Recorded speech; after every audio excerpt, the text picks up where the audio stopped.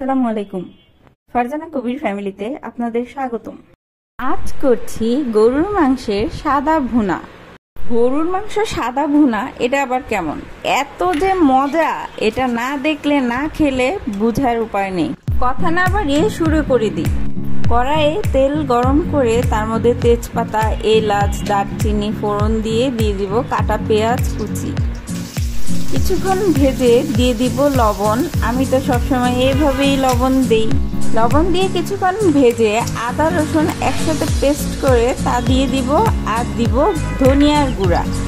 এই মশলা ঢাকনা দিয়ে কিছুক্ষণ কষিয়ে তারপরে দিয়ে দিব টক দই আর গোলমরিচের গুঁড়া। এটি কিন্তু এই মাংসের একটি সিক্রেট মশলা।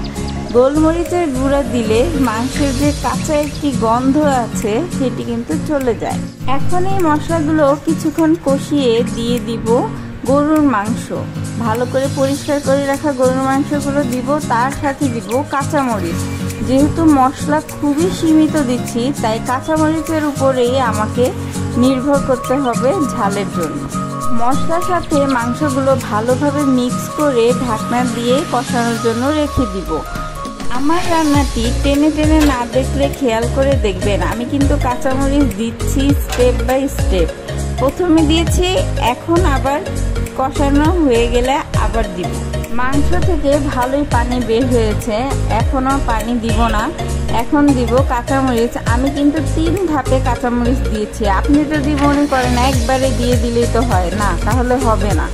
আমি আগের যে কাঁচামরিচগুলো দিয়েছি ওইগুলো কিন্তু এখন আর নেই, মানে মাংসের সাথে গলে মিশে গেছে। এখন যেটা দিব সেটা শুধু অ্যারোমার জন্য। মাংস প্রায় হয়ে গিয়েছে।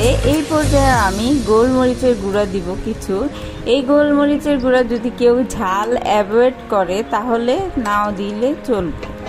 এই মাংসটা কি মজার তা একবার না খেলে বুঝবেন না। আর এটি যদি রান্না করে ফেলেন তাহলে গেস্ট কিংবা আপনার বাসার সবার একটাই আবদার থাকবে, ওই মাংস রান্না করো। ব্যাস, আমার রান্না কমপ্লিট।